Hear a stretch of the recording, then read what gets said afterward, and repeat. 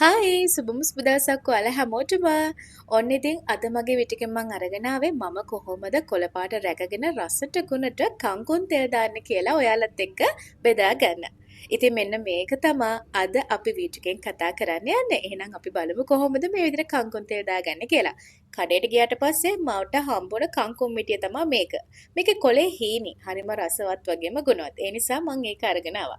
ඉතින් එහෙනම් අපි බලමු කොහොමද මං කංකුන් තෙල් දාගන්නේ කියලා. ඉස්සෙල්ලාම කරන්නේ මේ මිටිය ගලවලා කොළ ටික තෝරගත්ත එක.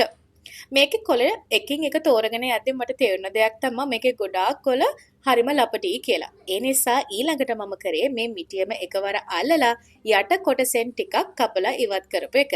ඊට පස්සේ තමා මම කංකුන් ටික තෝරලා ගත්තේ. හැබැයි ඒ අතරින් පතර මෝරපු ඒවා හම්බුණා. එහෙම වුණාම මම ඒක කඩලා ඉවත් කරගත්තා. හරි.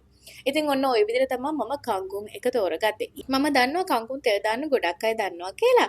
ඉතින් හැබැයි මට හිතුණා මම මේ තෙල් දාන ක්‍රමෙත් ඕගොල්ලොත් එක ටිකක් බෙදා ගන්න ඕනේ කියලා. මොකද ගොඩක් අය කැමති කංකුන් වල කොළ පාට රැකගෙන ඒක තෙල් දාගන්න. ඉතින් අන්න ඒක තමයි මම අද මගේ වීඩියෝ එකෙන් කියන්න යන්නේ.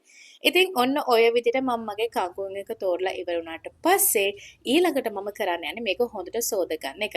හොදගත්තට පස්සේ මම යන්නේ මේක කපා ගන්න. කංකුන් සාමාන්‍යයෙන් ගොඩාක් හීනයට කපන්න අවශ්‍ය නැහැ. අපි ඔයද්දී ඒකේ තියෙන පෝෂණය පිච්චිලා යන්න පුළුවන්. ඒ හින්දා ගොඩක් හීනයට ඕනේ නැහැ. ටිකක් ලොකුට කපා ගත්තට කමක් නැහැ. මේක සමහර අය නම් දෙකට තුනටත් කපා ගන්නවා. හැබැයි මං හරි ආසයි ඒක ටිකක් පොඩියට කපා ගත්තාම ඉව්වට පස්සේ ඒ එන පෙනුමට. ඒ හින්දා මං මෙන්න මේ ප්‍රමාණයට තමයි කංකුන් එක කපා ගන්නෙ.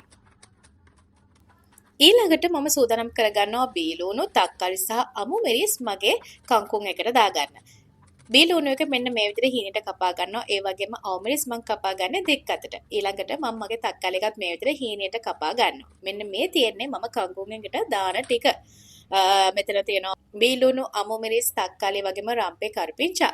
ඊළඟට කරන්නේ මම මගේ කංකුන් එක හදාගන්න ඇතිලිය ලිපෙන් තියලා තෙල් චුට්ටක් දාලා රත් කරගන්නවා. රත් වෙගෙන එන තෙල් ටිකට මේ විදිහට අප දාලා ඒක චුට්ටක් පුපුරගෙන එද්දි වගේ මම ලූණු ටික එකතු කරගන්නවා. ඊට පස්සේ ඒකට තක්කාලි හැර අනිත් සියල්ලම එකතු කරලා හොඳින් හැඳි ගන්නවා.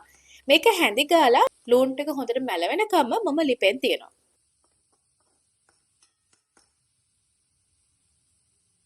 ටික වෙලාවකින් බැලුවාට පස්සේ මෙන්න මේ විදිහට මගේ ලූණු ටික හොඳට මැලවිලා තියෙනවා. දැන් මෙන්න මේ වෙලාවේ තමයි මම මේකට තක්කාලි එකතු කරගන්නේ.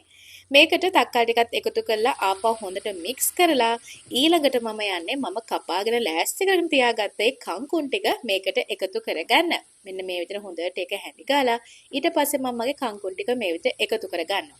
ඊට පස්සේ තමයි කැලි මිරිස් ටිකක් වගේම රස අනුව ලුණු එකතු කරගන්නේ. ඊට පස්සේ හොඳට මේක මික්ස් කරගන්න ඕනේ. මම මෙතනදී ලුණු එකතු කරගත්තේ.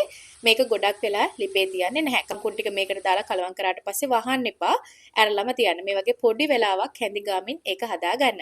දැන් උඹට පේනවා ඇති මේක හොඳට මැලවිලා තියෙන්නේ. ඒ වගේම ඒකේ කොළ පාට කිසිම ප්‍රශ්නයක් වෙලත් නැහැ. කොළ පාට ඒ විදිහටම තියෙනවා. දැන් ඉතින් අපේ කංකුන් එක රෙඩි. ඔයගොල්ලන්ට පේනවා ඇති පාට ලස්සනට ඒ විදිහටම තියෙනවා. ඔන්න ඔය විදිහට තමයි මම මගේ කංකුන් එක හදාගන්නේ. ඉතින් මොකද හිතෙන්නේ? ඔයාලා හිතනවද මේ වීඩියෝ එක හොඳයි කියලා? එහෙමනම් මටත් ලයික් එකක් දාන්න, ඒ වගේම subscribe කරලා bell icon එක click කරලා තියාගන්න. ඉතින් මේ වගේම තවත් වීඩියෝ එකකින් මම කොහොමද මගේ කෑම හදන්නේ කියලා ඔයගන්ට අරන් එන්නම්. එතකන් ඔයාලා හැමෝටම සුබ දවසක්.